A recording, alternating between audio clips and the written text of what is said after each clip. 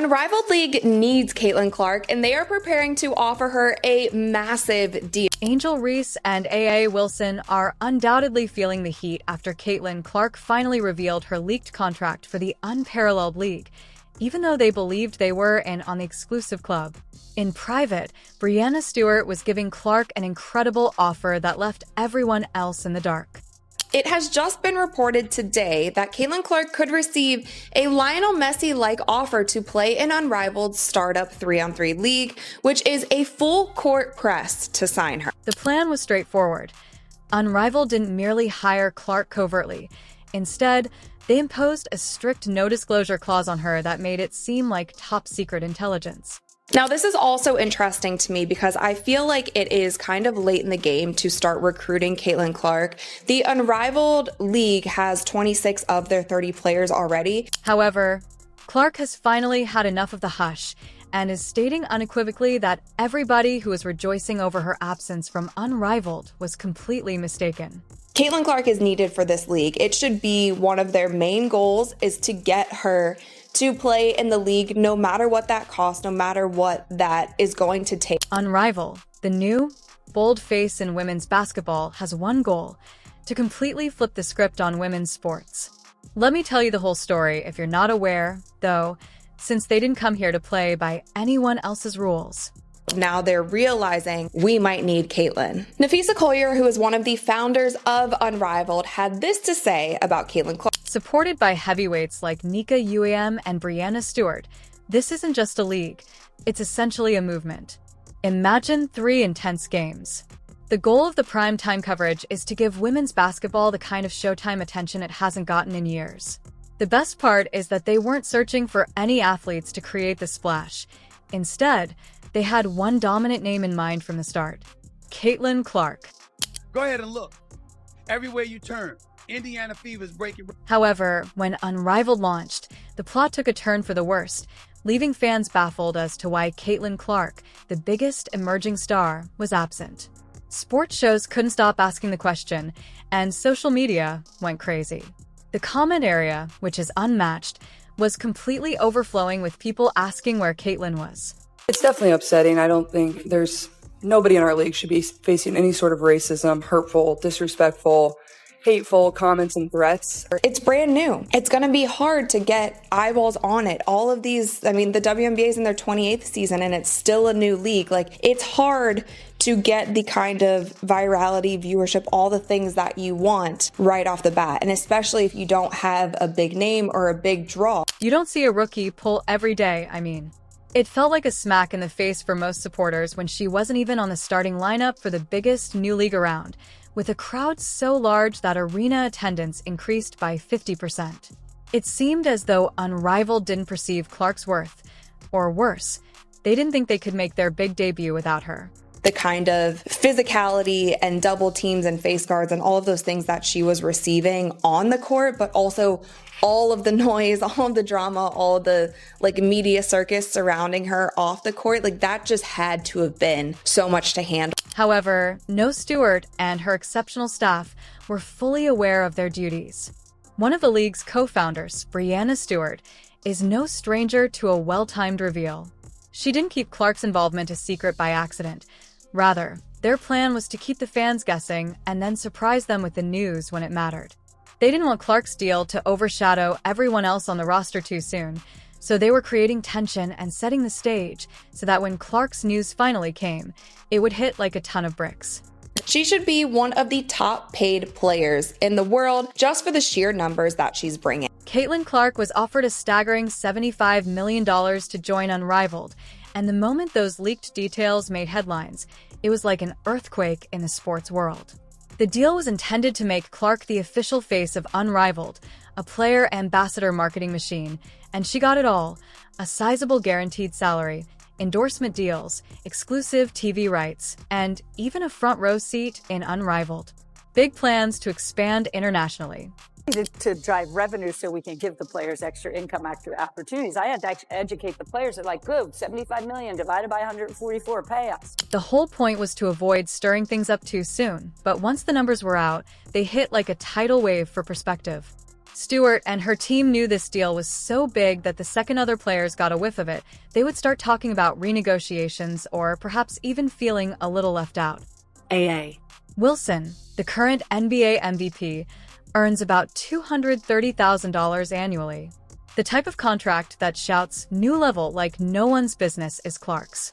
And it was just announced recently that Unrivaled struck a television deal with TNT. Now, this exclusive media rights deal is reported to be 45 plus primetime games. TNT Sports are also invested in the league, and sources say that it's a 6-year deal that could be worth more than $100 million. To put it in perspective, the WNBA averaged about 657,000 viewers per game in 2024, with Clark at the center.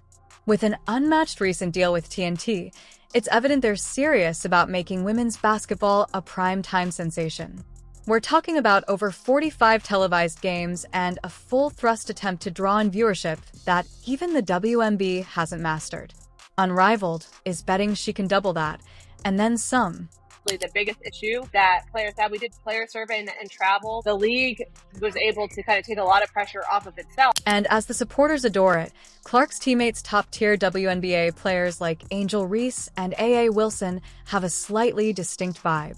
More than merely a startling sum, Clark's offer serves as a stark reminder of the enormous financial disparities in the sport. But there have been so many players, coaches, media personality who have been so afraid to just admit the fact that Caitlin Clark has been the sole reason for so many of these things happening this season in the WNBA. Angel Reese even vented her dissatisfaction on social media, implying that years of arduous work for this sport were overshadowed by a single mega contract. It's impossible to blame her for witnessing a rookie enter the market with an offer that eclipses the season's salary. For athletes making between $150,000 and $200,000, Stars has a sting. Given that Clark's contract is more than 20 times their pay, it is evident how far unmatched bankroll priorities lie. Yeah, what's the headline? It says, we're not asking to get paid what the men get paid. We're asking to get paid the same percentage of revenue shared. And now is when the exciting part begins. Even though this deal has the potential to greatly improve women's sports, it also runs the risk of causing major tension. The WNBA has battled valiantly for increased compensation, respect, and airtime, and now they're seeing Clark enter unmatched with a golden ticket worth far more than they've ever seen. It's easy to understand how this could incite animosity among players who have spent years developing the sport to see a rookie like Clark suddenly in a league of her own, both financially and physically. We didn't want to rush into it because we wanted new owners, like new ownership groups. Anyone who knows sports here knows, like, it's a slog to be a sports. Caitlin Clark isn't just any player, though. She's become a full-blown sensation and a veritable marketing goldmine. Her first season in the WNBA demonstrated why, as the league has historically struggled with lower attendance than its male counterparts. Raised overall viewership. Like Nafisa said, they're changing venues just to accommodate all the fans who want to come watch Caitlin Clark play. Thanks to the Clark effect, arena attendance increased by 50%. Fans flocked to see her magic on the court, and when she performed, she attracted over 1 million viewers per game, unprecedented in the WNBA. Clark didn't simply enter the league, she ignited it from the first day.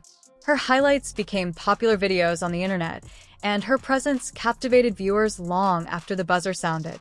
A lot of this noise came by people that were sitting on this network. They tried to minimize her, said, well, you giving her all this. Now, let's briefly discuss merchandise. Fans wanted more than just to watch Clark. They wanted a piece of the action, and her jersey virtually flew off the racks, shattering records in NBA apparel sales. Because of Caitlin Clark's name, her actions, and her entire brand, the WNBA has been battling valiantly to receive the recognition it so richly deserves. Clark's arrival was like a miracle gift from the basketball gods. She brought much-needed publicity and excitement, and she didn't only draw in the usual audience, she also drew in a whole new younger and much more fan base.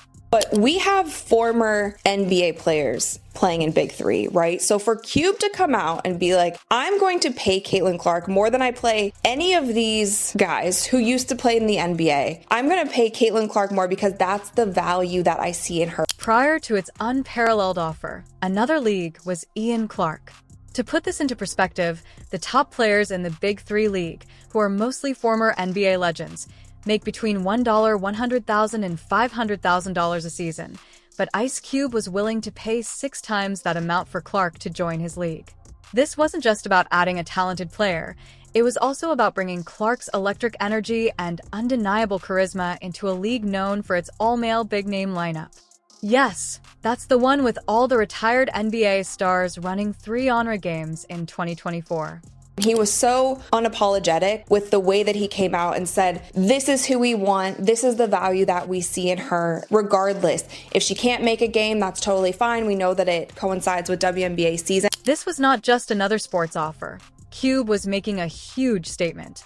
In a league full of ex-NBA heavyweights, he saw something in Clark that went beyond all the norms. He was willing to upend the traditions of the Big Three to make room for her, even if it meant putting his former superstars' egos aside. He wanted Clark's appeal across sports because her game was more than just women's basketball. It was a magnet that could draw in fans from all over the sports world. We have Lisa Leslie, Nancy Lieberman, like there are legends among us in the Big Three, and there are high-level former professional athletes on our courts, and he was okay putting it out there because he knew how much it could help the Big Three. We've Leslie Lisa, but here's where Clark's decision gets even more intriguing. Despite the fat $3 million carrot dangling in front of her, she turned Cube down and chose to stay with the WNBA, making it clear that she wasn't just in this for the money or a quick fame grab. Nancy Lieberman said, "There are legends among us in the Big Three, and there are high-level former professional athletes on our courts, and he was okay putting it out there because he knew how much it could help the Big Three."